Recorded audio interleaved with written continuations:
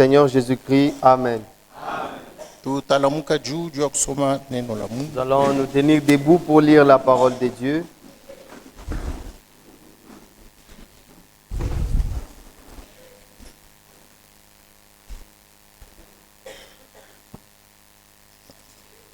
Hébreux, Waebrania, chapitre 12. sura ya 12.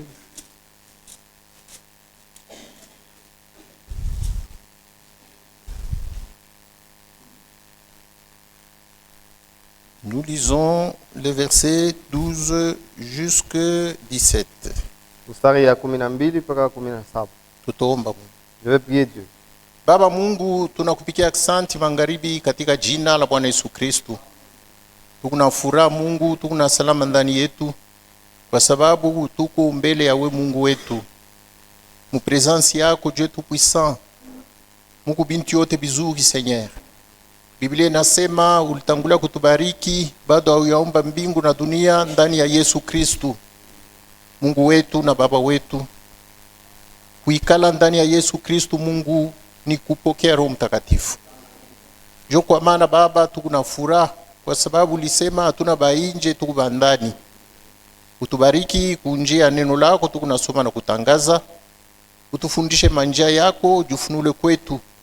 Wakati tunakuomba na imani upatie kila mtu itaji Seigneur. Asante Mungu wetu, sifa irudi kwako. Bariki masauti tukunasoma na kutangaza. Uimimie mafuta ya Roho Mtakatifu ikuwe mwangaza kwetu. Katika jina la Bwana Yesu Kristo naomba. Amen. Nous lisons Hébreux. Tunasoma Waebrania. Commençons par le verset 12. Anzie mstari ya 12. Fortifiez donc vos mains languissantes et vos genoux affaiblis. Hivi mlete nguvu kumikono yenu yasiyo nguvu na kumiguu yenu yenye kuchoka. Et suivez avec vos pieds de voie droite. Na mfuate na miguu yenu manjia yenye kunyoloka. Afin que ce qui est boité ne dévie pas. Juu yoyote inakuwa kilema ishende pembeni. Mais plutôt qu'il se raffermisse. Lakini ishikamanishwe. Recherchez la paix avec tous et la sanctification. Tafuteni salama na bantu bote pamoja na utakaso. Sans laquelle personne ne verra le Seigneur. Bila ile hakuna mtu atamona Bwana. Veillez à ce que nul ne se prive de la grâce de Dieu. Mukeshe ya kusema mtu tamoya ashikose neema ya Mungu. Veillez à ce qu'aucune racine d'amertume pousse des rejetons. Mukeshe ya kusema kusikuye muzizi ya tamoya ya uchungu itoshe mchipuko. Ne produise du trouble que plusieurs en soient infectés. Ishilete mvuruko na bantu bamingi bashipate kuambukizwa. Veillez à ce qu'il n'y ait ni impudique ni profane comme Esaïe. Mukeshe kushikuye wala mzinifu wala mtu mchafu sawa Esau. Qui pour aimer vendit son droit d'aînesse. Juu ya chakula aliujisha sheria yake ya uzaliko. Vous savez que plus tard, voulant obtenir la bénédiction, il fut rejeté. Mnajua baadaye mkupenda kutafuta baraka alitupwa. Quoi qu'il a sollicité avec larmes. Hata vile alitafuta na machozi. Car son repenti ne peut avoir aucun effet. Juu kutubu kwake akuleti tokeo hata moja. Bwana Mungu abariki masauti, amen. Que Dieu bénisse ces paroles, amen. Tunaweza kuikala. Nous pouvons nous asseoir. Mina waza tuko mpresence ya Mungu. Je pense que nous sommes dans la présence de Dieu. Mpresence ya Mungu muko Mungu. Dans la présence de Dieu, il y a Dieu. Mpresence ya Mungu muko butakatifu. Dans la présence de Dieu, il y a la sainteté. Mpresence ya Mungu muko waki. Dans la présence de Dieu, il y a la justice. Muwepo wa Mungu muko hukumu tena. Dans la présence de Dieu, il y a aussi le jugement. Juu Biblia inasema parce que la Bible dit Mungu wetu tena ni moto ya kuteketeza. Notre Dieu, il est aussi un feu dévorant. Amen. Muwepo wa Mungu muko neema. Dans la présence de Dieu, il y a la grâce. Mais muko tena hukumu. Mais il y a aussi le jugement. Muko neema kubali wanapokea neno la Mungu. Il y a la grâce pour ceux-là qui reçoivent la parole de Dieu. Muko hukumu kubali bako natupa neno la Mungu. Il y a le jugement ou la condamnation pour ceux-là qui rejettent la parole de Dieu. Maandiko yanasema hivi. Les Écritures disent ceci. Mustari ya 5. Verset 15. Veillez à ce que nul ne se prive de la grâce de Dieu. Mukesha kusema mtu atamoya ashikose neema ya Mungu. Veillez à ce qu'aucune racine d'amertume poussant des rejetons ne produise des troubles, Mukeshe ya kusema ile muzizi ya uchungu ishitoshe chipuko na ilete mvuruko, et que plusieurs en soient infectés. na bamingi bapate kuambukizwa. Veillez à ce qu'il n'y ait ni impudique ni profane. Mukeshe kusikuye muzinifu hata moya wala muntu mchafu. Amen. Improfane. Muntu mchafu, Muntu mupumbafu. muntu mpumbafu, C'est ça, improfane. njo profane. Muntu ashwakiri. Un homme qui n'a pas d'intelligence. Veillez à cela. Mukeshe ile. Donc nous sommes au temps où nous devons veiller, veiller, veiller. Tukumu wakati mule tunapashi kukesha sana. Nous qui vivons le temps de la fin, Shia batu kunaishi muyu wakati ya mwisho. on nous exhorte de veiller à toutes choses. Ndiko natusubutisha tukeshe pa kila kintu. Nous devons veiller même au temps dans lequel nous sommes. Tunapashi kukesha na kuwakati humu twiko. Amen. Quand nous lisons 1 Pierre, Tukisoma Petro wa kwanza.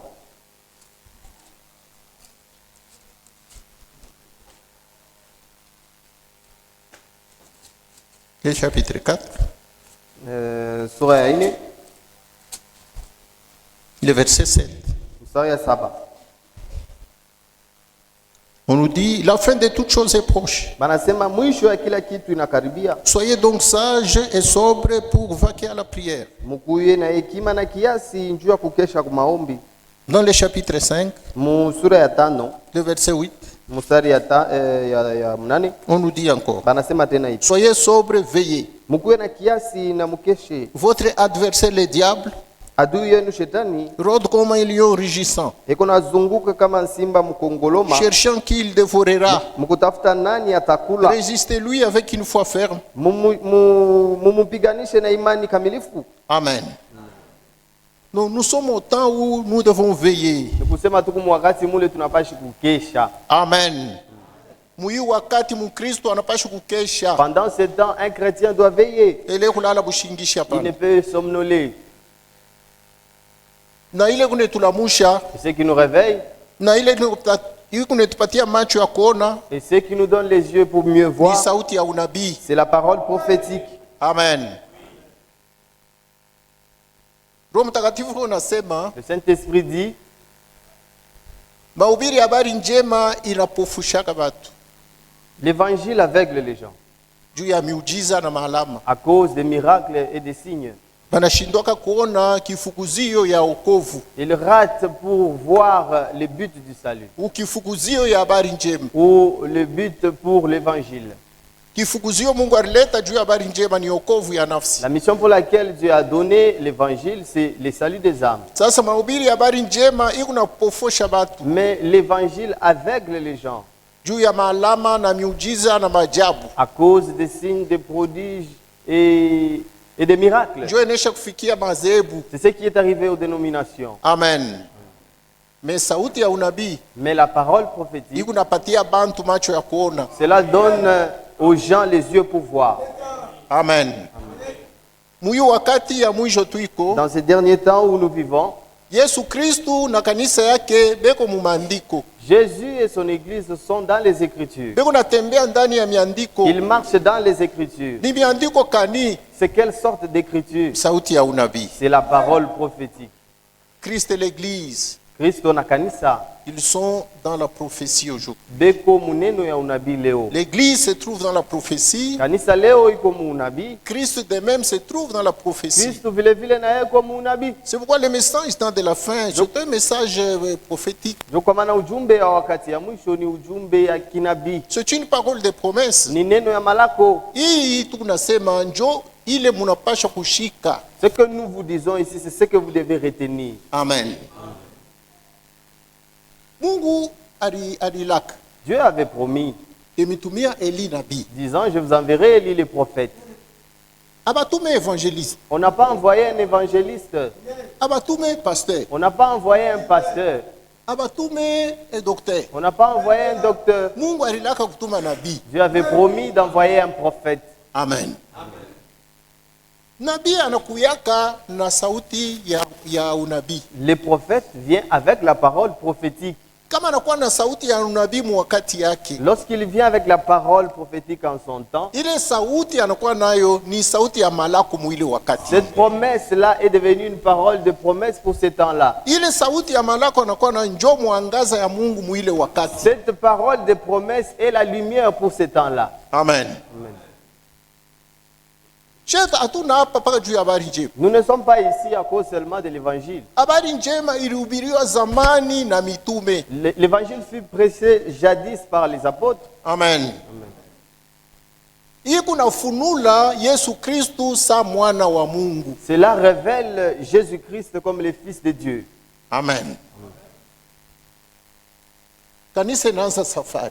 L'Église a commencé la marche. Inapita mwakati ya Efezi. Elle a dépassé l'âge d'Éphèse. Banahubiri. On a prêché là. Yesu anafunuliwa Jésus s'est révélé sa mwana wa Mungu. comme Fils de Dieu. Mwakati ya pili ya Smyrna. Dans le deuxième âge, l'âge de Smyrne, Banahubiri Yesu Kristo on a encore kanisa. prêché Jésus dans cet Yesu âge-là. anafunuliwa kwa kanisa Jésus s'est révélé à l'Église sa encore une mwana fois wa Mungu. comme le Fils de Dieu. Banahubiri mwakati ya Pergamo. Arrivé dans le troisième âge, l'âge de Pergame, on a encore prêché Namna moya moya. de la même façon. Banahubiri munyakati ya ine ya Tiatira. On a encore prêché dans le quatrième âge, l'âge de Thyatire, Namna moya de moya. la même façon. Mwakati ya Sardes.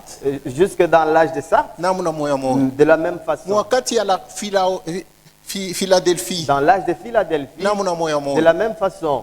Amen. Mwakati ya Laodicea. On est arrivé dans l'âge de la Odyssée. Banahubiri Yesu Kristu moya moya On a prêché le même Jésus sa mwana wa Mungu. comme le Fils de Dieu, Sa manyakati yote. comme dans tous les âges. Me mwakati ya mwisho. Mais arrivé dans le dernier âge, Amen. Amen. Tuko mwakati ya mwisho ni ya Laodicea. Nous sommes dans le dernier âge qui est l'âge de la Odyssée. Amen. Tunaibeba sa siku ya mwisho. Nous avons pris cela comme les derniers jours. Amen. Juu njo nakati ya mwisho hii. Parce que c'est les derniers temps. Banapasha kuhubiri neno la Mungu sa vile balihubiri kuanzia Efesi. On doit prêcher la parole de Dieu telle qu'on l'avait prêchée depuis l'âge d'Éphèse, Amen. Juu bantu bapokee wokovu. afin que les gens reçoivent le salut, Juu bantu bapokee Roho Mtakatifu. afin que les gens reçoivent le Saint-Esprit. Njo maana ya Yesu Kristu mwana wa Mungu. C'est ça le sens de Jésus-Christ comme étant le Fils de Dieu. Mwana wa Mungu ni kusema Roho Mtakatifu. Fils de Dieu veut dire Saint-Esprit. Amen. Amen. Me mwishiku ya mwisho Mais hii. dans ces derniers jours, Kumwisho ya wakati. vers la fin des temps, Amen. Kumwisho ya siku. à la fin du jour, Mungu analeta malako. Dieu a donné une promesse. Sema wakati ya magharibi Il a dit, vers le soir, nuru itaonekana. la lumière paraîtra. Amen. Kama anasema nuru itaonekana, S'il avait dit que la lumière paraîtra, ni kusema nuru ilikuwa yako inaanza kufifia, iko naenda kuisha. c'est-à-dire que la lumière était, mais elle a été assombrie et elle a voulu disparaître. Nuru njo sauti ya Mungu. La lumière, c'est la parole de Dieu. Amen. Eske hivi ndivyo unahubiri? Muna mfuata. Est-ce que vous comprenez ce que je suis en train de prêcher? Juu mnaona baseri banikala kimya. Parce que je vois les sœurs sont trop calmes. Amen. Kuku ndugu moya kuna brochure bana dessiner ma étage de l'église kumwisho. Y a-t-il un frère qui a une brochure où il y a les étages de l'église là derrière? Hakuna. Il n'y a personne? Nani shaka? Amen.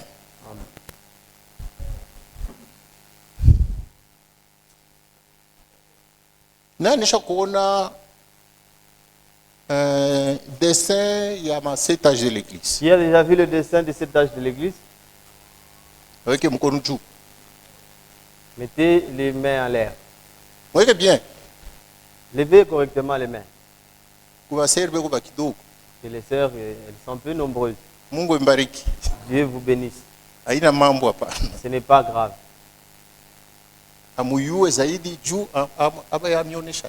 On ne vous a pas encore montré. Il y a les symboles qui devant. Oui. Il y a les symboles qui devant. J'ai posé la question ici. Ninauliza hapa. Amen. Symbole kukumbelo. Le symbole est ici devant. Ndio inaonyesha masetage de Ce l'église. qui montre les 7 âges de l'église. Amen. Bote wanaiona pia. Tout le monde voit ça. Inaonyesha nyakati ya kwanza ya kanisa ya Efeso Cela montre le premier âge de l'église d'Éphèse, kufika paka nyakati ya mwisho ya Laodicée. arrivé jusqu'au dernier âge, l'église de l'âge de la Odyssée. Amen. Mina wazia patuli tumiviringo Je pense sur les ronds, nishaona bien peo ni il y a le noir et le blanc. voilà. Peko kipande ya mweupe na kipande ya mweushi. Il y a une partie c'est en noir et une partie c'est en blanc. Amen. Ah, que Dieu vous bénisse. Ile ya mweushi ile La partie noire, ndio unaonesha ngiza. c'est ce qui montre les ténèbres. Ile ya mweupe ndio unaonesha nuru. La partie blanche montre la lumière. Sasa angalia munyakati ya kwanza ya kanisa. Regardez dans le premier âge de l'église. Ile ku ya mingi ni mweupe ni mweushi. Qu'est-ce qui domine? C'est le noir ou le blanc? Ni mweupe. C'est le blanc, n'est-ce pas? Ndio mwangaze ku mingi kaingiza kaloko. Donc il y avait beaucoup de lumière et peu de ténèbres. Mwangalie nyakati ya mwisho ya Laodicée. Regardez le dernier âge, l'âge de la Odyssée. Ile ku mingi ni mweupe ni ngiza. Qu'est-ce qui domine? C'est le noir ou le blanc? Ni ngiza inakuwa munene C'est le ténèbre qui est devenu na épais mweupe kanakuwa kaloko. et la lumière s'est assombrie. Amen. Ndio vile mambo iko mkiro. C'est ce qui se passe spirituellement. Tuku mwakati ile ngiza iko mkubwa sana. Nous sommes dans un temps où les ténèbres est trop épais Kama ngaza ya sauti ya mkeo kaloko. et la lumière de la parole de Dieu est tout petit. Ndio maana tulihubiri aseme tuku mwakati ya njala kukosewa kwa neno la Mungu Voilà fashi yote. pourquoi on a prêché disant que nous sommes pendant la période de la famine où il n'y a pas de, la parole de Dieu partout. Amen. Amen. Sasa juu ya ile ngiza mkubwa mwakati ya Laodicea, Maintenant, à cause de ces grandes ténèbres dans l'âge de la Odyssée, Mungu analaka seme Dieu a promis, disant, munyakati ya mwisho ya siku dans les derniers âges du jour, dans les derniers jours du temps, dans les derniers temps dans les derniers temps, du dernier jour, ya siku ya mwisho, une lumière apparaîtra. kuku mwangaza moya hivi tuonekanaka. Je reprends. Minarudiria, Un jour siku moya est composé du temps. iko na manyakati. Amen. Une journée Siku moya est répartie par du temps. iko na manyakati mule ndani mwile siku. Il y a les jours, il y a aussi la nuit. Kunekalaka mchana na usiku, Mais parlons du jour. lakini tusemee mchana. La journée commence à 6 heures du matin Mchana iko naanza saa asubuhi 6h et se termine à 18 heures. na inaishaka kumangaribi 18h. Mais la Bible nous dit vers le soir, Kwa lakini Biblia inatuambia kumangaribi, les soirs du jour. kumangaribi ya ile mchana ya ile siku. Amen. Amen. Une lumière apparaîtra. Kuko nuru moya hivi tonekanaka. Cette lumière dont on avait prophétisé, Ile nuru ile baritabiriaka, c'est ce message dont nous sommes en train de prêcher. njoo hii ujumbe tuko na mihubiri. Amen. Et c'est une parole prophétique ça. Na ni neno ya kinabii ile. Les 7 âges de l'église, Mabizazi saba ya c'est un grand kanisa. mystère pour l'église. Ni siri mkubwa njoo ya kanisa. Le mystère du 7 âges de l'église. Siri ya mabizazi saba ya kanisa. Où il y a 7 étoiles Mule muko manyota saba et 7 chandeliers d'or. na muko vinara saba ya dhahabu. Toutes ces choses-là sont significatives. Vile bintu vyote viko na maana yayo. Et c'est une parole prophétique. Na ni neno ya kinabii Dans l'âge de la Odyssée, mu kizazi ya Laodikia. Dieu nous a envoyé le 7e étoile. Mungu alitutumia nyota ya saba. L'étoile qui représente le messager de Dieu. Ile nyota inamaanisha mjumbe. Amen. Dieu nous a envoyé un messager avec un message. Mungu alitutumia mjumbe moya na ujumbe. Et ce message-là est prophétique. Na ile ujumbe ni ya unabii. C'est pourquoi aujourd'hui, Ndio kwa maana leo nous ne sommes pas seulement dans l'évangile. shi hatuna paka muinjili. Nous sommes dans la prophétie. Tuko mu unabii. Amen. Et au soir de la journée, Na kumangaribi ya ile siku une lumière devait paraître. huku mwangaza moya ilipashaka kuonekana. Et cela a déjà paru. na ile kuonekana deja. C'est une prophétie de Zacharie 14. Ni unabii ya Zakaria 14. Amen. Lisons Zacharie 14. Tusome Zakaria 14.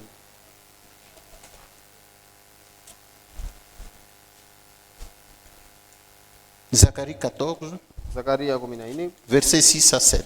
mstari ya 6 mpaka ya Ça. 7. À ce jour-là, il n'y aura point de lumière. Mwile siku hakustakuyaka tena mwangaza, Il y aura du froid et de la glace. kutakuya maimakasa na baridi. Et ce sera un jour unique connu de l'Éternel, Itakuya siku ya upekee ile wa milele anajua, et qui ne sera ni jour ni nuit, haitakuya wala mchana wala usiku, mais vers le soir, la lumière paraîtra. lakini kumangaribi nuru itaonekanaka. Donc, ça devait être une journée de confusion. Ni kusema ile siku lipashi kwa siku ya mvuruko. Amen. Ile siku ni ya upekee, mpaka Mungu yeye mwanzo anajua ile siku. Ce jour-là est unique, connu seulement de l'Éternel. Ni ya kufichamu, C'est un jour caché. ni ya unabii. C'est un jour prophétique. Bantu bote hawezi kujua ile siku. Tout le monde ne peut connaître ce jour-là. Mais Mungu yeye mwanzo anajua ile siku. Mais seul Dieu connaissait ce jour-là. Amen. Mais shetu kuna neema juu Mungu anatufunua ile siku. Mais nous avons la grâce car Dieu nous a révélé ce jour-là. Asemu ile siku Il a dit en ce jour-là, hakutakuwa mwangaza, il n'y aura pas de lumière, hakutakuwa ngiza. il n'y aura pas de ténèbres. Ngiza na nuru bitachangana. Le ténèbre et la lumière vont se mêler. Amen. Kama ngiza na nuru binachangana, Lorsque le ténèbre et la lumière se mêlent, donc unaona saa ni muyua, saa ni bushiku, vous allez voir comme si on est pendant la nuit ou pendant la journée. ni mvuruku ile. C'est une confusion. Mungu alilaka mu Joel aseme, Dieu a promis dans Joël disant, mu ile siku taifa yangu mimi haitatembea mu mvuruko. dans ce jour-là, mon peuple ne marchera pas dans la confusion. Juu mimi nitabatumia nuru kumangaribi. Car moi, vers le soir, je leur enverrai la lumière. Amen. Juu nini tuna insiste pa hii mambo? Pourquoi nous insistons sur ça? Dada, kama unapenda kunyanyuliwa, Ma soeur, si vous voulez être enlevé, amini ujumbe wakati ya mwisho. croyez au message du temps de la fin. Pokea ufunulo ya ujumbe wakati ya mwisho. Recevez la révélation du message du temps de la fin. Roho Mtakatifu alisema hivi kupitia nabii. Le Saint-Esprit avait dit ceci par le prophète. Imani ya La kunyanyuliwa foi de l'enlèvement inapatikana paka ndani ya ujumbe wakati se ya mwisho. trouve uniquement dans le message du temps de la fin. Amen.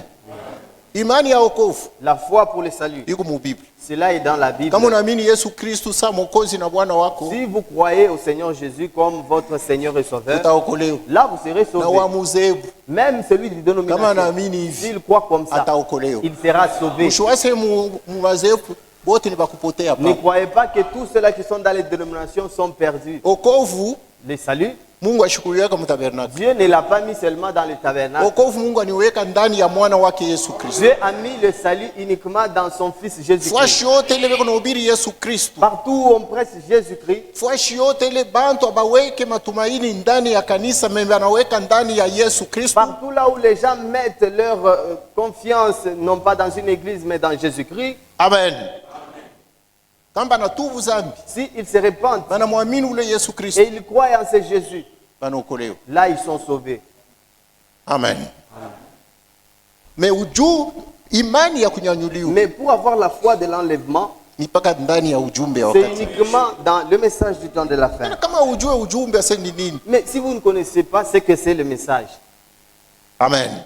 Be unahubiri ujumbe, on vous prêche le message, weye aubishiki. vous ne comprenez pas cela. Me kapa anahubiri sema Yesu alimultiplie mikate na samaki. Mais si on prêchait disant Jésus a multiplié les pains ainsi que les poissons, Ile una amen. là vous sautez. Leo balituhubiri Donc on nous a prêché. ni bya kweli balikuhubiri. C'est vrai, on vous a prêché. Ile mahubiri ile Ces prédications-là, banzamani balihubiri. même ceux du temps ancien ont prêché sur ça. Balipokea bushima ya Et milele. ils ont reçu la vie éternelle. Balimuuliza William Branham, Ils ont posé la question à William Branham. est-ce que baaminifu bote benyu kuzalika mara ya pili batenda mwenlèvement? Est-ce que tous les croyants qui sont nés de nouveau iront dans l'enlèvement? Mtumishi anasema hapana. Le serviteur a dit non. Baaminifu bote bale banazaliwa mara ya pili Tous les croyants qui sont nés de nouveau, bote abatenda muenlèvement. ils n'iront pas tous dans Bale l'enlèvement. batenda muenlèvement. Ceux-là qui iront dans Ni l'enlèvement, paka bale banazalika mara ya pili banapata Roho Mtakatifu. ce sont ceux-là qui sont nés de nouveau et baptisés du Saint-Esprit. Amen. Amen. Sasa alama ya kujua si Mungu na Roho Mtakatifu Maintenant, le signe qui va prouver que vous avez le Saint-Esprit, ni kuamini ujumbe ya wakati ya mwisho c'est croire d'abord le message du temps de la na fin kuitumikia. et le mettre en pratique. Amen. Amen. Choko maana sheye tuku benyeri. Voilà pourquoi nous sommes les privilégiés. Tuku na Yesu Kristu musauti ya unabii. Nous avons Jésus-Christ par la parole prophétique. Njo mule tuku na tembele. C'est là où nous marchons. Eko netufunulia masiri. Il nous révèle là des mystères. Tuku na Roho Mtakatifu aseme Le Saint-Esprit dit, muyu wakati ya mwisho. dans ces derniers temps, Yesu Kristu Jésus-Christ, bwana harusi. comme l'époux, Eko nasumburia na bibi harusi kumashikio. il parle avec l'épouse par l'oreille. Amen. Unaona kama bwana anaanza kusumburia na bibi yake ya mudishikio. Vous savez, lorsque un mari commence à parler avec sa femme par l'oreille en lui Ni chuchotant, juu bantu wengine bashishikie ile c'est mambo pour kuna que les autres ne puissent pas entendre ce qu'il va dire à sa femme. Frère Bana Master mais eko nafundisha vile nini? Le frère Branham dit pourquoi l'époux fait ça. Eko na murevele épouse ma mystère. Il révèle à l'épouse les mystères masiri. Yesu anaanza kusema Et Jésus disait, banamuuliza kuba mitu. on lui pose la question par les disciples. Pourquoi kunasema mumfumbo hivi? Pourquoi leur parles-tu en parabole? Sema ni kunasema mumfumbo kwabo juu bashishikie. Il dit, je leur parle en parabole afin qu'ils ne comprennent pas. Banamuuliza bwana, shiba kuna mashikio batashiki. Ils lui ont posé la question, Seigneur, n'est-ce pas, ils ont les oreilles, ils vont comprendre. Yesu asema ndio, beko na macho ya kuona me abaone hapa. Jésus a dit, c'est vrai, ils ont les yeux pour voir, mais ils ne voient pas. Beko na mashikio ya kushikia me Ils ont abatashikia. les oreilles pour entendre, mais ils ne vont pas comprendre. Ndio maana mishi seme waziwazi. Voilà pourquoi je ne le dis pas clairement. Niko nasema Je mumfumbo, le parle en parabole, juu mfumbo ni siri. parce que le parabole est un mystère. Hakuna namna muntu kuishikia. Il n'y a personne qui peut comprendre Me cela. mweye Mais vous, ilimipewa à vous, il vous a été donné kushikia siri ya bufalme ya de mbinguni. comprendre les mystères des royaumes des cieux. Amen. Amen. Yesu aseme Jésus a dit, banabii les prophètes na benye yake et les justes balitamani kushikia bibi Mungu ont nashikia désiré vivement entendre ce que vous me entendez, abakubishikia. mais ils ne l'ont pas entendu. Balitamani kuona hivi Mungu naona Voir ce que vous voyez, me abakubiona mais ils ne pa. l'ont pas vu. Amen. Amen. Donc tuku benyeri C'est-à-dire, nous sommes les plus juu privilégiés, sheye Mungu anatupatia macho ya kuona car Dieu nous a donné les yeux pour voir na masikio ya et kusikia. les oreilles pour entendre et comprendre. Amen. Amen.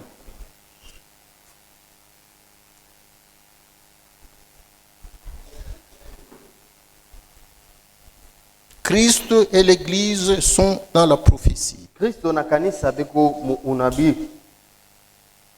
Tunapaswa kushika sana kusauti ya unabii. et nous devons beaucoup tenir beaucoup plus à la parole prophétique. Tusome kitabu ya Petro. Lisons dans les livres de Pierre, Petro wa pili 2 Pierre, sura ya kwanza chapitre 1er, mstari ya 17. verset 17. Car il a reçu de Dieu le Père honneur et gloire. Juu alipokea kwa Mungu Baba heshima na utukufu, Quand la gloire magnifique lui fit entendre une voix qui disait, wakati ile utukufu ya mzuri ilimwonesha, sauti moya ilisema, celui-ci est mon fils bien-aimé en qui j'ai mis toute mon affection. huyu ni mtoto wangu mpendwa, ndani yake nileka mapendo yangu yote. Et nous avons entendu cette voix venant du ciel. Na tulishikia hii sauti kutokea mbinguni, Lorsque nous étions avec lui sur la sainte montagne. wakati tulikuyaka naye pa ile mulima takatifu. Et nous tenons pour d'autant plus certain la parole prophétique Na tunashika kwa nguvu sana neno ya kinabii, à laquelle vous faites bien de prêter aussi attention, kuile Mungu nafanya mzuri mukuteka risikio, comme à une lampe qui brille dans un lieu obscur, saa ile taa ikunangaza mufasi ya giza, jusqu'à ce que les jours viennent apparaître mpaka pale na siku itaonekana, et que l'étoile du matin s'élève dans vos cœurs. na nyota ya asubuhi ipate kusimama mmaroni. Sachant tout d'abord vous-même mkujua mbele nyinyi wenyewe qu'aucune prophétie de l'écriture ne peut être un objet d'interprétation particulière. hakuna unabii moya ya andiko inezi kuya kishina kya matafsiri ya mtu peke yake. Et nous tenons pour d'autant plus certaines à la parole prophétique, Sasa shie tunabamba sana na tunashikamanisha ku sauti ya kinabii à laquelle vous faites bien de prêter aussi attention. kuile mnafanya vizuri mkuteka risikio. Banaelezea bantu bawili hapa. On dit à deux personnes ici. Bakuhubiri ni huyu ni Saint Pierre kunasema paifu, Saint Paul kunasema Saint Pierre kunasema paifu. Ceux-là qui prêchaient, c'était le Saint Pierre qui parle ici. Saint Pierre alikuwa na butumishi ya unabii. Mtakatifu Petro avait le ministère prophétique. Eko nasema sauti ya unabii hapa. Et il disait une parole prophétique ici. Amen. Anasema sheba kuhubiri, Il dit à nous qui prêchons, tunakamata sana sana ku sauti ya unabii. nous tenons beaucoup plus à la parole prophétique. Amen. Sheba kuhubiri, Nous qui prêchons, tunakamata sana sana ku sauti ya unabii. nous tenons beaucoup plus à la parole prophétique. Mu Biblia Dans la Bible, sauti ya unabii inachana na sauti ya habari njema. la parole prophétique est différente de l'évangile. Amen. Amen. Inachana na mafundisho ya msingi. Elle est différente de l'enseignement fondamental. Amen. Amen. Sauti ya unabii ni ya upekee. La parole prophétique est particulière. Sheba kuhubiri tunakamata sana ku sauti ya unabii. Nous qui prêchons, nous tenons d'autant plus à la parole prophétique. Na mweye Biblia inasema mukamate sana ku ile sauti ya unabii. Et à vous aussi, la Bible dit, tenez fort à la parole prophétique. Mukebe ange na sauti ya unabii. Faites attention avec la parole prophétique. Ndio vile banasema pa C'est ce qui est écrit ici. She tunahubiri ile sauti. Nous avons prêché cette Mwe na parole. bwe munakeba ange pa ile sauti ya unabii. Vous aussi faites attention à cette parole prophétique. Muibambe saa lampi kuna miangazia kumiguu pale munatembea. Tenez-les comme une lampe qui vous éclaire dans votre chemin lorsque vous marchez.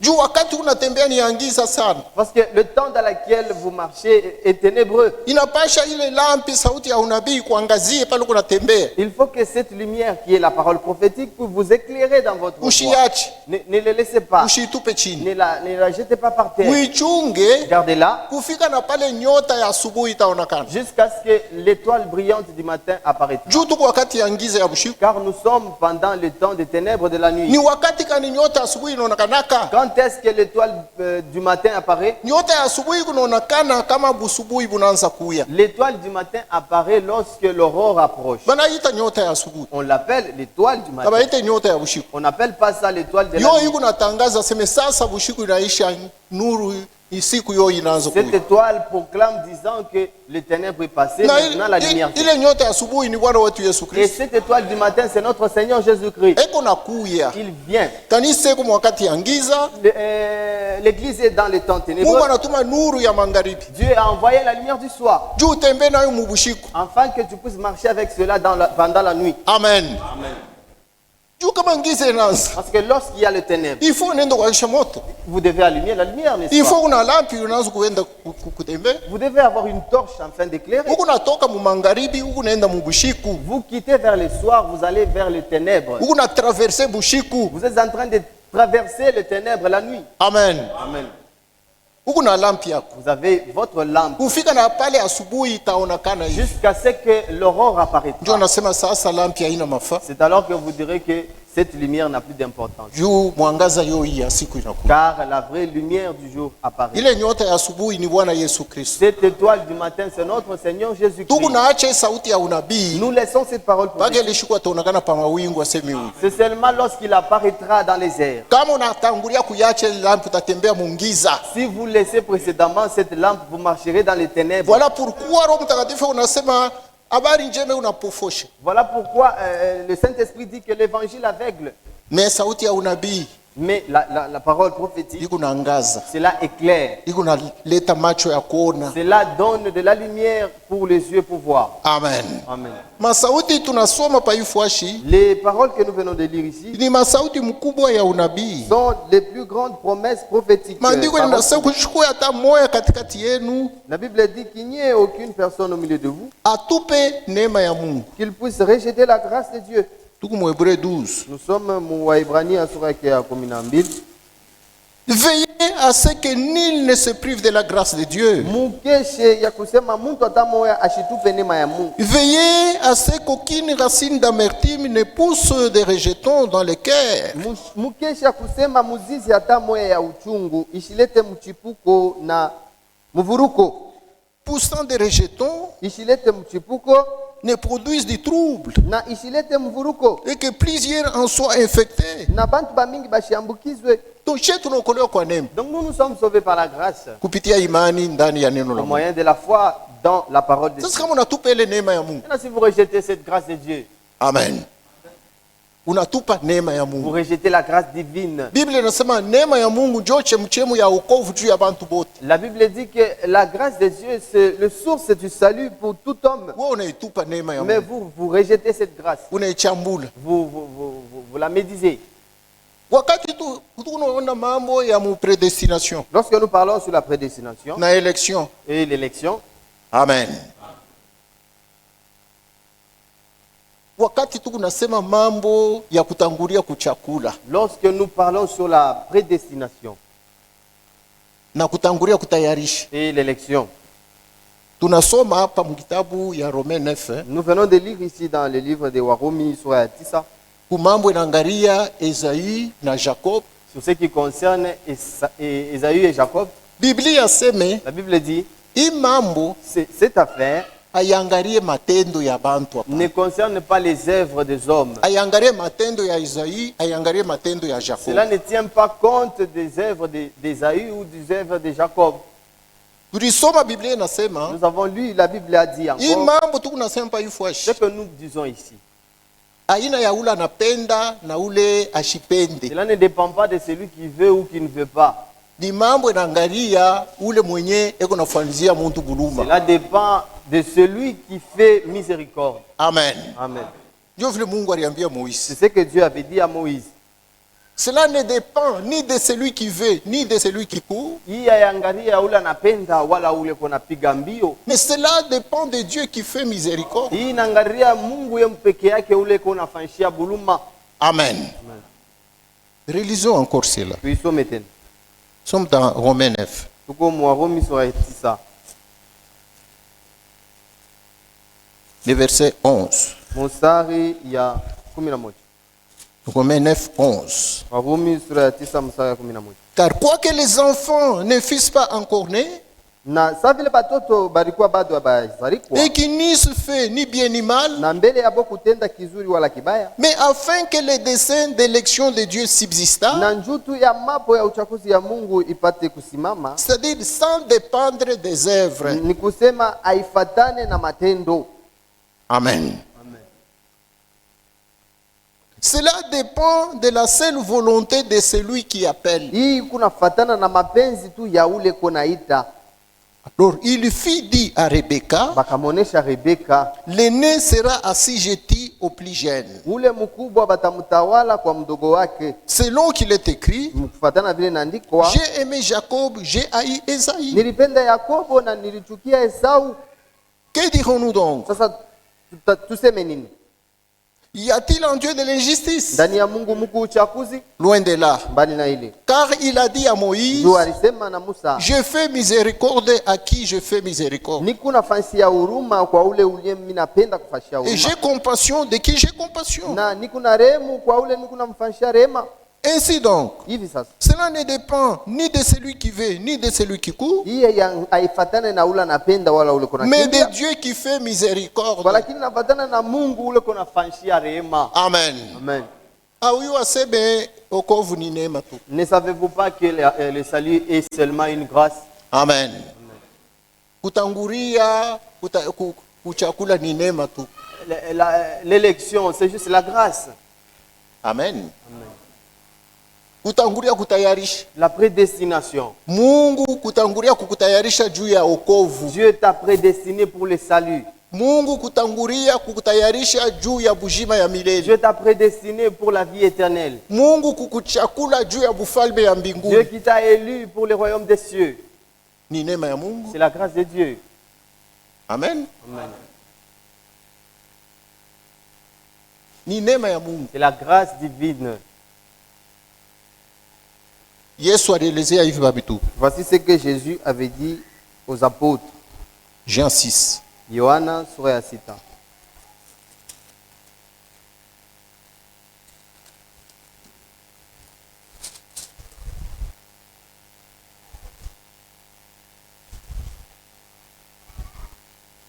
Jean chapitre 6. Yohana sura ya 6.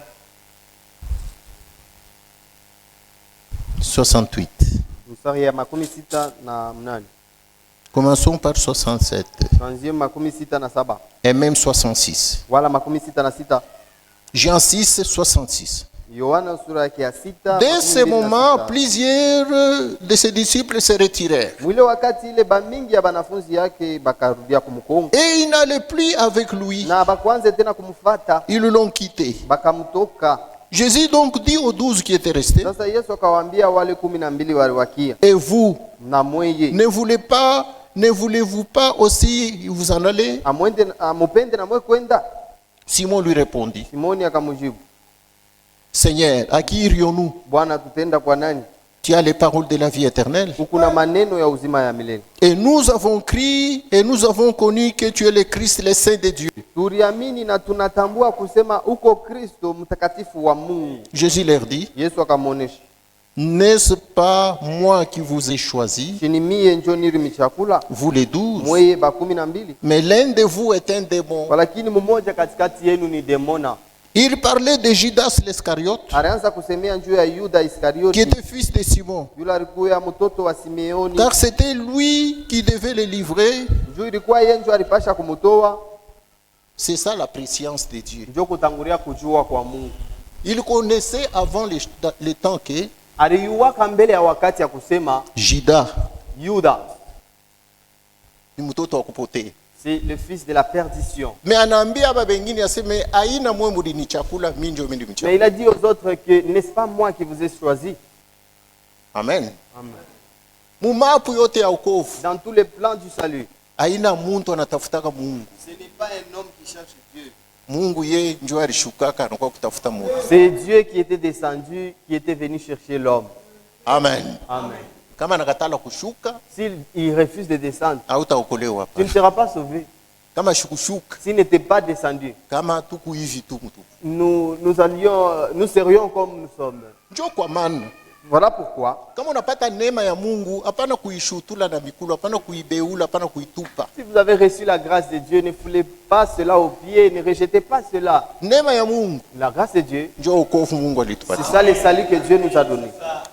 Mandio unasema mukeshe katikati yenu. Les Écritures disent que veillez au milieu de vous. Kushukuye muntu hata moya Qu'il n'y ait personne atupe neema ya Mungu. qu'il puisse rejeter la grâce de Dieu. Amen. Njo kitu ya kwanza wanatuambia hapa mu Hébreux 12. C'est la première des choses qu'on nous a dit dans Waebrania sura 12. Veillez aussi Mukeshe à sasa ce qu'aucune racine d'amertume poussant des rejetons ne produise du trouble. ya kusema kusikue muzizi hata moya ya uchungu mukutosha mchipuko ilete mvuruko Et que plusieurs en soient infectés. na bamingi bapate kuambukizwa na ile mvuruko. Biblia unasema un peu de levain fait lever toute la pâte. Chacho tu kiloko inavyolishaka pati yote. Amen. Unajua maana ya ile maandiko? Vous savez le sens de cette écriture? Un peu de levain Chacho kidogo tu fait lever toute la pâte. inavimbishaka pati yote. Kama unataka kupika mabeni, Si vous voulez préparer les beignets, unabeba levure unaweka. vous prenez le levure, vous mettez là dedans. Itavimbisha pati yako mwenyewe. Cela fera ce que votre pâte puisse vous gonfler. Utapika mabeni ya mingi. Et vous allez fabriquer beaucoup de beignets. Kama uweke mchachu, Si vous ne mettez pas de levure là-dedans, utaperdre. vous allez perdre. Amen. Mais mukiro, Mais spirituellement, mchachu. il y a du levain. C'est comme mukiro kachacho kaloko. Dans le spirituel, un peu de levain seulement, Itavimbisha mkate yote. cela va faire gonfler toute la pâte. Mukiro chacho ni zambi. Dans le spirituel, le levain, c'est le péché. Amen. Amen. Kanaanza kaloko. Elle commence tout en étant petite Palurimi ya dada moyo. sur la langue d'une sœur, Palurimi ya nduku moyo. sur la langue d'un frère. Anaenda pa mwingine wa pili. Et cela va sur un deuxième. Anaenda pa watatu. Cela va sur un troisième. Awa ile Sur un quatrième. usema juma ishi. avant que la fin, kanisa avant wote que mjime kusezi. la semaine est finie, toute l'église sera saisie de ce levain. Amen. Amen. Kanisa wote mjime inakuwa infecté, Toute l'église inaambukizwa na ile mambo. inakuwa na malaria. Et infectée de la maladie. Infection ni kusema maladie. Kuambukizwa ni magonjwa. Wanasema hiki kironda kiko infecté. On a dit que cette plaie est infectée. Ni kusema hakuna namna, kinakuwa grave, hakuna namna ya kutunza. C'est-à-dire que cette plaie est devenue grave. Il n'y a plus moyen de soigner cela. Microbe inaweza kuzambalala pale pote. Le microbe a déjà dispersé tous les lieux. Kama una kilonda faut kufanya nguvu ishikuwa infecté. Si vous avez une plaie, vous devez faire de tous vos efforts que cela ne soit infecté. Ndio batakitunza kukudawa kinatunzo. C'est alors que le produit agira afin que la plaie soit soignée. Mais hapa ni mukiro. Mais ici c'est Ase spirituellement. mukeshe. On a dit veiller. Muzizi ya buzu ya mchungu shote. Afin qu'aucune racine d'amertume ne puisse pousser les rejetons. Amen. Amen. Juu kama inaota Parce que si ça pousse, itabamba bantu wote. cela va infecter tout le monde. Tukeshi. Veillons à cela. Kukesha nini ngine? Veillez encore sur quoi? Amen. Amen. Veillez aussi à ce qu'il n'y ait ni impudique ni profane comme Esaïe. Mukeshe ya kusema kushikuye wala muzinifu wala muntu mpumbafu sawa Esau. Esaïe pour aimer, Esau yule njutu ya chakula il a vendu son droit d'aînesse. akaujisha uzaliwa wake wa kwanza. Shebote tunayua il a dit ici. Nous connaissons tous cette histoire, n'est-ce Kuku pas? muntu wa mu Bible, Il y a eu un homme dans la Bible juu ya chakula tu, à cause d'un mets, juu ya bintu ya mwili, à cause des choses charnelles. anaujisha Roho Mtakatifu yake. Il a vendu son Saint-Esprit. Amen. Amen. Roho Mtakatifu ndio droit d'aînesse yetu. Le Saint-Esprit, c'est ça notre droit d'aînesse. La parole de Dieu. Neno ya Mungu. C'est ça notre droit d'aînesse. Ndio kuzalikwa kwetu kwa kwanza. Amen. Anaujisha Il a vendu cela juu ya nsani ya chakula. à cause d'un mets. Ndio d'un wanasema repas. kushukue katikati yetu mpumbafu sau Esai. On a dit qu'il n'y ait au milieu de nous un profane comme c'est Esaü. Ule juu ya chakula Lui, pour un mets, aliujisha halali yake ya bazalio ba kwanza. vendit son droit d'aînesse. Munajua nini ilipita? Vous savez ce qui s'était passé. Mashiku ya kumbele Dans les jours à venir, pale aliona sema ni ya mafaa sana, lorsqu'il a vu qu'il est important, alianza sasa kuitafuta ipate. il a voulu maintenant chercher cette droit d'aînesse. Alilia, Il a pleuré. aliitafuta na machozi Il sana, a cherché cela avec larmes. anapiga magoti, Il analia. s'est agenouillé, il a Na pleuré. ile shiku ya kulia, Mais ce jour où il avait pleuré, machozi yake haikuwa na efe. ces larmes-là n'avaient rien changé. Kutubu kwake Mungu ashikukuangalia hakukuwa na efe. Son repenti n'avait aucun effet. Il faut na tubu, Mungu anakuhurumia. Vous devez vous repentir afin que Dieu vous pardonne. Il faut na tubu, dada yako anasema dada, mimi nakuhurumia, mambo Il inaishi. faut que lorsque vous vous repentez, votre soeur vous dit, ma soeur, je te pardonne. Kama ashikuhurumia, Si votre soeur ne vous pardonne pas, utafanya nje. qu'est-ce que vous ferez encore? Hatuna sema mimi nimesha kuomba huduma, kazi yake kama shinihurumia. Vous allez dire, oh, moi j'ai déjà demandé pardon, c'est son affaire s'il ne me pardonne pas. Kazi yake Hein? Son affaire? wewe ria kuhurumie. Toi, tu dois pleurer afin qu'il puisse te pardonner. Sœur, pardonne-moi. Ma soeur, unirumie eko. Pako unanihurumia ndio mimi natoka hapa. C'est seulement lorsque tu me pardonneras Dis que je seulement quitterai un d'ici. seul mot. Sema tu musemo moya Mon cœur sera apaisé. na roho yangu itashuka. Wewe sasa mimi nasha kuomba buluma. Toi tu dis, ah, j'ai déjà demandé pardon. Uliomba buluma. Tu as demandé pardon? Kani Roho Mtakatifu alikusukuma kuomba buluma. Est-ce que c'est le Saint-Esprit qui t'avait poussé Pourquoi à yeye demander pana pardon? kuconvaincre roho ya huyu aseme akurumia? Pourquoi il n'a pas convaincu l'esprit de l'autre pour te pardonner? Kama anakuona kunaomba buluma na kiburi hasta kurumia. S'il te voit que tu demandes pardon par orgueil, il ne va pas te Unamwambia pardonner. sema Gershom, unihurumie yako tu. Il te dit, Gershom, pardonne-moi seulement. Kisha unaangalia kumpembeni kuna cheki.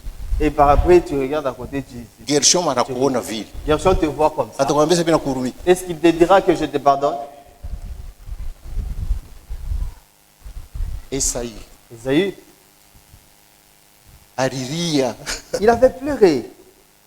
Frère Banama anasema Le frère Branham dit, huku bantu wengine batendaka mu moto na imani. il y a d'autres qui iront en enfer en ayant la foi. Amen. Amen. leo hauna nayo. Aujourd'hui, vous n'avez Uko pas la unacheza na foi. sauti ya Mungu. Vous blaguez avec la Ile parole de siku Dieu. unaona sema kumbe mambo ilikuwa ya serie. Ce jour-là, quand vous verrez que ce que j'avais raté était sérieux, Njoo naamini. c'est alors que vous Mais croirez. trop tard. Mais ça échappe. Ni siku yao kwenda moto. C'est le temps que vous puissiez aller dans les temps des faits. Biblia inasema cherchez Dieu pendant qu'il se trouve. La Bible dit que mumtafute Mungu wakati kunaonekana. Ni leo eko kando kando yako. C'est aujourd'hui où il est auprès de vous. Amen. Ni leo kama unamuita atakushikia. C'est aujourd'hui où si vous l'appelez, il va vous répondre. Ni leo kama unaomba bulumu unalia atakuhurumia. C'est aujourd'hui si vous vous répondez, il vous pardonnera. Juu kutakuwa siku ile Car il y aura un jour, Roho Mtakatifu atatoka. le Saint-Esprit quittera. Maassemblée itendelee. Toutes les assemblées prospéreront. Bantu bataria du matin au soir. Les gens pleureront du matin au soir. Le Saint-Esprit n'est plus. Na Roho Mtakatifu asitakuyaka Il tena, est déjà parti. kisha kwenda zamani. Amen. Kufuatana na sauti ya unabii. Selon la parole prophétique, Mbele ya bibi harusi kunyanyuliwa, avant que l'épouse ne soit enlevée, batafunga milango ya makanisa yetu. les portes des églises seront fermées. Ça c'est la prophétie du jour. Njo unabii yaishi.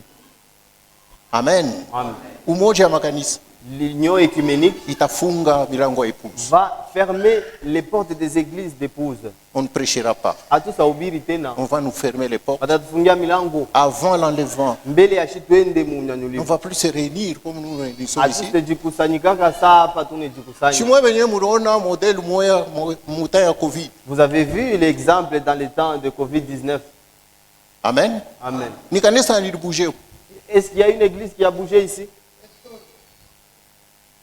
Amen. Quand on avait dit seulement que pas question. Wakati tu walisema hakuna na makanisa Diserenir. kufunga.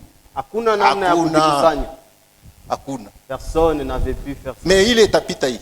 Mais ce qui se passera, Ile ça, makanisa yote itajirenir, toutes les églises se réuniront, mais épouse ye mais l'épouse hakuna kukusanyika. ne pourra pas se réunir. Puisque épouse ashitachika kuingia mwile moja ile. Car l'épouse n'acceptera pas d'entrer dans l'écuménisme. Ata continuer kuprêcher contre dénomination, Elle continuera à crier contre les dénominations kuprêcher contre organisation, et prêcher contre les organisations kuprêcher humaines, contre ma dogme na ma credo. prêcher contre les dogmes et les credos. Et on va nous fermer les portes. Na watatufungia milango sasa. Maintenant ce jour-là, Sasa ile siku ile. si aujourd'hui tu n'es pas prêt, Kama leo hauna tayari, unacheza na sauti ya Mungu, tu joues avec la parole de Dieu. utatafuta message sema beko na yubiri wapi, hautaona chercheras- frère bate, hautayo kule. Tu chercheras où on prêche ce message, tu ne verras pas où est le frère baptême. Bataweka banjamu On mettra des sentinelles. njia ya kuenda kwa pasteur wa wewe. Le chemin pour aller chez les pasteurs. Mwangalie là. kama unaona tu mtu mwana pita kana katilisha hivi, allez. Si vous voyez quelqu'un passer, allez voir chez le pasteur, arrêtez-le. Ça sera sérieux. Itakuwa ni bintu mwabya makari. Amen. Amen. C'est pourquoi Je kwa maana, hapana kutupa neema ya Mungu. ne rejetez pas la grâce de Dieu. Ça vile Isaïe alitupa. Comme Esaü avait rejeté. Amen. Amen. Et qu'est-ce qu'il avait fait? Sasa alifanyaka nini? Il avait vendu son droit d'aînesse. Aliujishaka halali yake ya kuzalikwa kwa kwanza. Kama Mungu wetu anabeba ile mfano ile, Si notre Dieu a pris cet exemple, anaacha mifano yote il a ingine, laissé tous ces exemples. que vous anabeba ile connaissez. mfano anaiweka mambo ya election. Il a pris cet exemple et il l'a placé dans l'affaire de Sasa l'élection. unapenda kushikia hii siri ya kutangulia kuchakula na kutangulia kutayarisha, mwangalie example hii ya Esai na Jacob. Il a dit, si vous voulez comprendre le mystère de la prédestination, l'élection, regardez cet exemple d'Ésaü et Jacob. Amen. Amen. Nikusema unapenda kutufundisha kitu. C'est-à-dire qu'il veut nous enseigner quelque chose. Tusome mbele hii mambo, Lisons d'abord ceci mbele ya kushimamisha hapa. avant que nous puissions arrêter. Jana tulisoma Genèse 25. Hier, nous avions lu Mwanzo sura ya makumi mbili na tano Verset 19. mstari ya kumi na kenda. Mais hapa Sasa maintenant,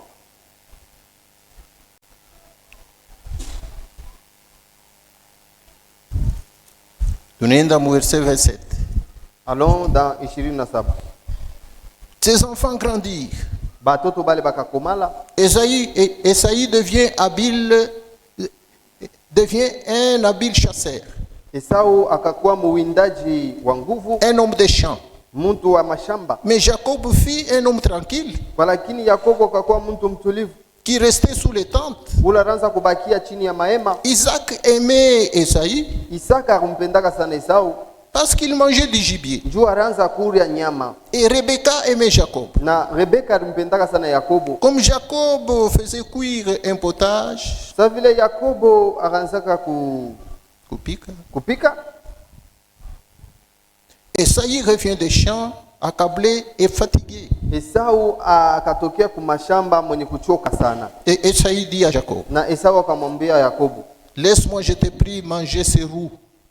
uniruhusu nikule koi unapika, Hii malaki ya mukunda, hii malaki ya mwekunda, de ces roux-là, hii malaki ya mwekunda unapika, car je suis tellement fatigué. juu mimi nachoka sana. C'est pour cela qu'on a donné à Esaïe le nom d'Édom. Njo kwa maana balimpatia Esau njina ya Edomu. Jacob dit, Yakobo akasema, vends-moi aujourd'hui ton droit d'aînesse. uniujishe kuzalikwa kwako kwa kwanza leo. Esaïe répondit, Esau akajibu, voici, je m'en vais mourir. tazama mimi nafia kufa, À quoi me servirait ce droit d'aînesse? hii kuzalikwa kwa kwanza kutanisaidia na nini? Jacob dit, Yakobo akasema, gire-les-moi d'abord. unilapie mbele.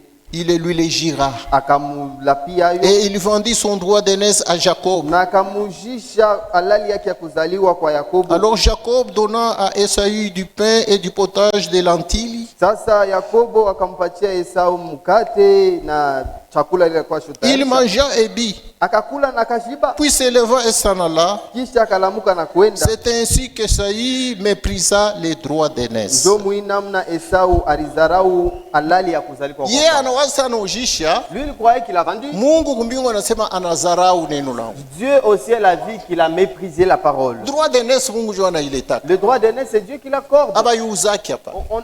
On n'achète pas ça Mumwili au mukiro. dans la chair ou dans le spirituel. Droit d'aînesse aba Le yuzaki. droit d'aînesse ne s'acquiert pas. Ni halali Mungu anakupatia. C'est un droit que Dieu vous donne. Madroit yote ya mzaliwa wa kwanza ni yako. Tous les droits des premiers-nés t'appartiennent. Fwashi ya mzaliwa wa kwanza ni wewe. La place du premier-né est à toi. Mungu anakupa. Dieu t'a donné cela. Wewe unazarau. Mais toi, tu as méprisé cela. Zarau ile Mungu anakupatia. Méprisez ce que l'homme vous donne. Mais kama unazarau ile Mungu anakupa, Mais si vous méprisez ce que Dieu vous donne, ni Mungu ndo unazarau. c'est Dieu que vous méprisez. Hasta kupatia tena. Il ne vous donnera plus jamais.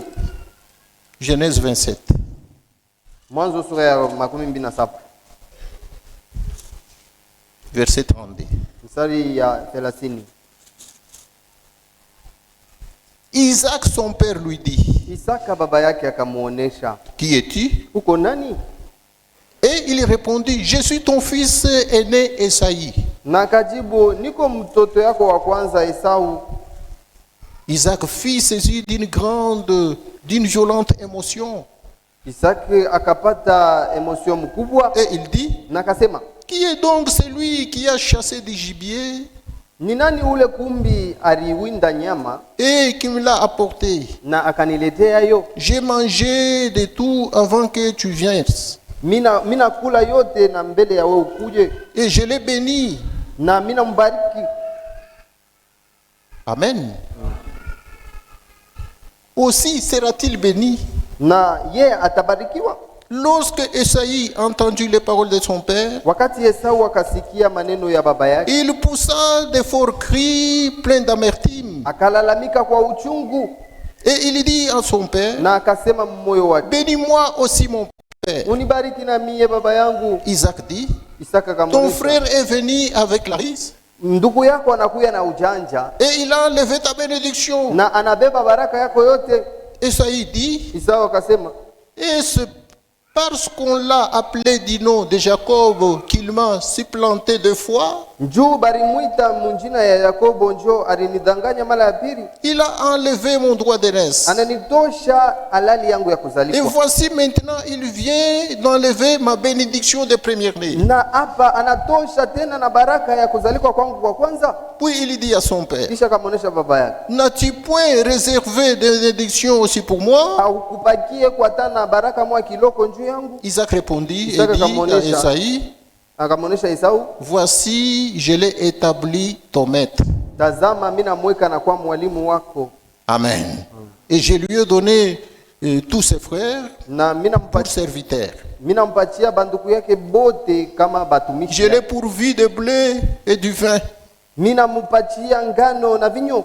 Que puis-je donc faire pour toi, mon fils, encore? Sasa we mtoto yangu utakufanyisha tena nini? Esaïe dit à son père, Esau akamuonesha baba yake. n'as-tu que cette seule bénédiction, mon père? Ulikuya tu paka na hii baraka moya baba? Bénis-moi aussi, mon père. Unibariki na mie baba. Esaïe éleva la voix et plaira. Esau akalamusha sauti na kulia. Amen. Amen. Amen. Kuanzia ile siku ile, À dater de ce jour-là, ndani ya Esaïe munazalika buchungu, munazalika buadui, munazalika chuki. en Esaïe était née l'amertume, était née l'inimitié, était née la haine. Kumwisho anasema hivi, Et à la fin, il a dit, d'ailleurs papa anesha kwa mzee eko karibu na kufa, d'ailleurs, papa est vieux, il va bientôt mourir. mimi nitaua huyu mtoto. Je vais tuer cet enfant. Amen. Amen. Amen. Voilà comment s'était passée l'histoire. On a vu les hadiths ilipitikanika. Mungu anabeba hii hadithi, Dieu a pris cette histoire anaiweka mu election, et il a mis cela dans l'élection. anaiweka mu Il predestination. a mis cela mukutangulia kuchakuliwa.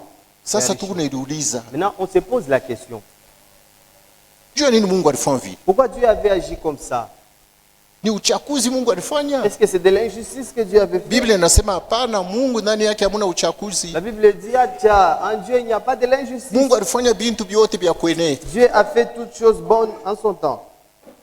Sasa vile hatuwezi kuhukumu Mungu, Comme nous ne pouvons pas juger Dieu, tunageukia kukumena nani Esaïe. nous nous tournons vers Ésaü.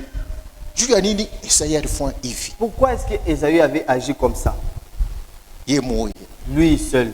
Aina Mungu alimsukuma Ce kufanya n'est vile. pas Dieu qui l'avait poussé à agir comme ça. Ye mwenyewe. C'est lui-même. Aina baba yake Isaac alimwambia sema non, uende ujishe. Ce n'est pas son père qui lui avait poussé disant, va vendre ton droit d'aînesse. No. Hapana. Ye mwenyewe kuna njala. C'est lui-même qui avait faim. Anachoka. Et il était fatigué. Anatoka kumashamba. Il venait du champ. Ishuku yote aliuaka seme halali ya uzaliwa wa kwanza ni ya mafaa. Tous ces jours, il connaissait que le droit d'aînesse est important. Juu kama ishuku ya kukabula buriti miye niku na sehemu mbili. Parce que le jour où on va partager l'héritage, moi j'ai double portion. Buriti mujamani ya mtoto wa muzaliwa wa kwanza. Oui, l'héritage de la famille appartient au premier-né. Amen. Amen. Aliwa ile mambo shukote. Il connaissait tout cela tous ces jours. Sasa nini limusukuma juu ya njala? Maintenant, à cause seulement de la famine, cela lui a poussé. Njala ya shiku moyo. La famine d'un seul jour. Sasa mu bantu bengine tu. Comme d'autres personnes. Abakupatie invitation ya kwenda ku On ne mariage. vous donne pas l'invitation d'aller au mariage Juu ya shiku moyo. à cause seulement d'une seule journée. Kule ku mariage banaletaka plat. Là, au mariage, on donne un plat. Hapo sasa na mambo ya mapla inesho kuishi. Ces derniers temps, il n'y a plus de Beko plats. naenda kule kuma supermarché banauza tu boîte. On va seulement là au supermarché, on paye des petites boîtes là. Banaweka kama tuma boulette de On met 2 boulettes tu mchele hivi et on met un peu de riz là na tuma frites et un peu de frites banakupatia et on vous na donne kanchupa ya mai. avec une bouteille d'eau. Sasa wewe abakupe invitation Maintenant, vous, on ne vous a pas adressé l'invitation. unachukia dada yako, Vous haïssez votre soeur. unamchukia. Vous l'avez haï. Amen. Amen. Unatoka na muimani, Vous avez même abandonné la foi. unasema na bibai, Et vous avez dit de mauvaises choses. unatupa sauti ya Mungu. Vous avez rejeté la parole. Au achana na Isai Vous n'êtes pas différent d'Ésaü juu ya kanyama, à cause seulement d'un morceau de viande, juu ya kankunji ya mchele, à cause seulement d'un peu de riz. juu vile Isai alifanya. C'est ce qu'Ésaü avait fait. Anaujia itanifundisha nini? Il a dit, à quoi cela me D'ailleurs servira? d'ici là mimi nitakufa, mzaliwa wa kwanza mtafanya. D'ailleurs, d'ici là, je m'en vais à la mort. Que me Nipe servira nani malaki les nikule. droits d'aînesse? Donne-moi les haricots rouges. Isaya que je aseme mange. lapa mbele. Et Jacob lui dit, jure-le-moi. Yana aseme unalapa kwa macho ya Mungu, me ni kwa macho ya Mungu Il unalapa. croyait qu'il est en train de jurer devant un homme, mais or que c'était devant Dieu. Nabii aseme Le prophète a dit, Mkristo un chrétien, ashisema kanyake bibi. il ne parle pas n'importe quoi. Amen. Amen. Vyote kunasema yu aseme huku mbele ya Mungu, kuna prendre acte. Tout ce que vous disiez devant Dieu, il note cela. Dado tapotea. Ma soeur, tu seras Kama perdu. nikupotea kunye nipotee, mimi ndio wa kwanza. Si c'est perdre, je serai perdu. Est-ce que je suis la première? Mungu unashikia kumingi. Dieu entend cela au ciel. Utasemaka na shiku ingine unabeula Mungu. Un jour, tu risqueras de mépriser Dieu. Kunaisha na kuisha. Et c'est fini là. Wewe utayu. Tu ne sauras pas. Wewe kumbinguni Mungu yanesha kushimanisha. Mais au ciel, Dieu a déjà mis sa ligne. Mungu mbariki. Que Dieu vous bénisse. On continue demain. Donnez-les chaque jour. Amen. Amen. Tulipenda mbele tushimame pa hii hadithi. J'ai voulu que nous puissions nous arrêter d'abord sur cette histoire. Ni ya mafaa. Cela est très important. Juu Mungu alibeba hii hadithi. Car Dieu a pris cet exemple Mbele ya sheko kuendelea na hii siri. avant que nous puissions continuer avec ce mystère. Mungu emibariki. Que Dieu vous bénisse. Beba sauti ya Mungu na mafaa. Prenez la parole de Dieu avec importance. Neema ile Mungu anakupatia. La grâce que Dieu vous a faite. Angalia vile kunafanya hivi. Regardez de la manière dont vous agissez avec cette grâce. Yesu yuko pa mikono yako. Jésus est entre vos mains. Damu ya Yesu iko mu mikono yetu. Le sang de Jésus est entre nos mains. Hii ujumbe tanyanyula kanisa. Ce message enlèvera l'église. Iko mu mikono yetu. Cela est entre nos mains. Mungu anafanya nini? Qu'est-ce que vous faites avec ce message? Mungu embariki. Que Dieu vous bénisse.